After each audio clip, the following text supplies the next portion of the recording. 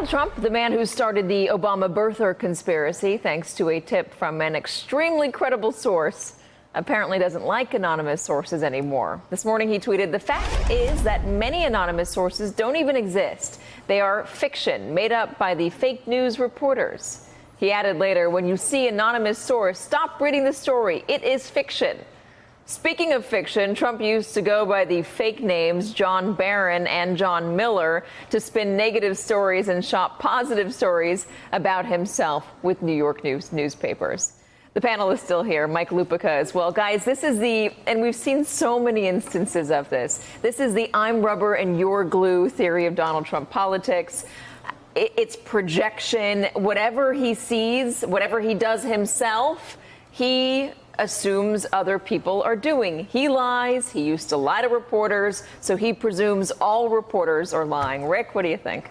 Well, having grown up here and read the tabloids my whole life, I mean, you can actually go online and listen to Trump pretending to be his own publicist, as John Barron or John Miller. And you know what he would call up about? He'd call up and say, every girl in New York wants to date Donald Trump. He's the most handsome guy. He's the most popular guy. And you hear him in his own voice saying this. It is really extraordinary. And what you also saw by the 90s, nobody would do any story involving Donald Trump because he was an anonymous source about himself telling everybody how great he was. Do you guys want to hear him actually doing this? Okay. Because we do have that soundbite. Great. Here is John Miller talking to People magazine in 1991. A lot of the people that you write about really are, they call. They just call. Actresses, people that you write about just call to see if they can go out with them and things. And, by the way, I'm sort of new here, and what is your position? Well, I'm sort of handling PR because you get so much of it.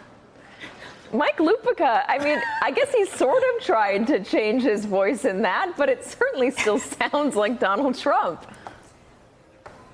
No, Katie, Maggie Haberman tweeted about this today. The great Pete Hamill was my editor at the Daily News back in the 1990s. And apparently Donald didn't think of himself as an anonymous source when he would call up as John Miller. He, I guess, saw himself as a non-anonymous source where he tried to convince everybody that women just walking down the street would begin throwing articles of clothing at him. But another thing that Pete always said was never use irony in an underdeveloped country. And in this case, it's Washington, D.C., because when he said that about anonymous sources today, I wanted to say, oh, that's a good one.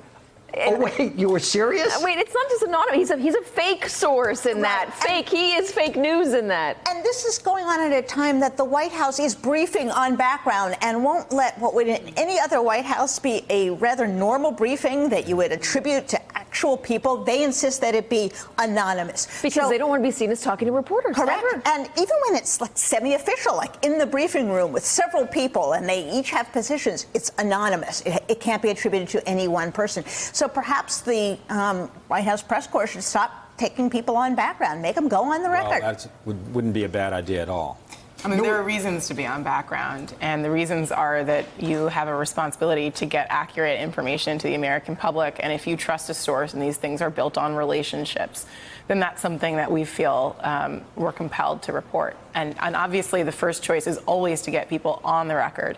There are certain cases in which that's not possible. Let's also just be clear about something. It's not just anonymous people calling up and saying, hey, I've got a hot tip on the president. Let me tell you what I think is going on. These are people who name themselves. You know who they are. And you've built, as a reporter, a rapport or a trust with that person. And you can decide whether or not their information is legitimate or is trustworthy. And you can back it up with other sources that you go to. They're not anonymous people. They're named people. They're just unnamed in that article. And those people are doing so in many cases because they simply can't take the injustice they're seeing anymore. They simply don't trust anyone in leadership to do the right thing, and they feel compelled to tell a story.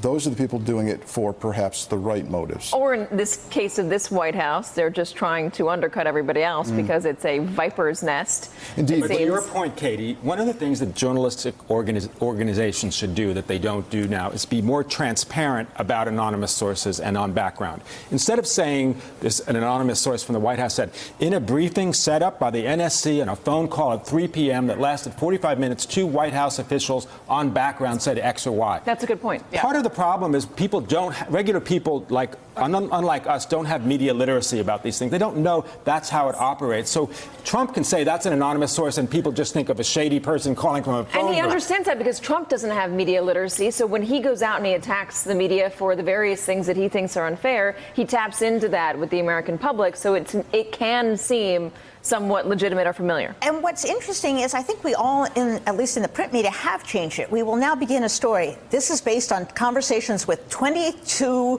White House officials and former officials, because we do want to give the public a sense that we're just not sitting making stuff up. There are real people. That's what our reporters do all day long. They get on the phone, they go visit people, they talk to people. So I think it is probably a healthy thing. I love your idea, but at least to give them a frame and start describing the numbers and the sorts of people that you're talking about. And Washington Post has started doing that. Other publications. Well, journalism should start being a mandatory class and mandatory like civics in elementary school all the way through high school. That's my opinion.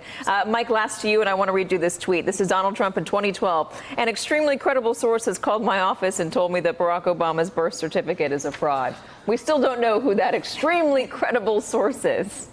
I think it might be John Miller. Hey, Katie, what's the history of this country over the last 40 years if people had stopped reading when Bob Woodward and Carl Bernstein started using Deep Throat as a source? Hey there, I'm Chris Hayes from MSNBC. Thanks for watching MSNBC on YouTube. If you want to keep up to date with the videos we're putting out, you can click subscribe just below me or click over on this list to see lots of other great videos.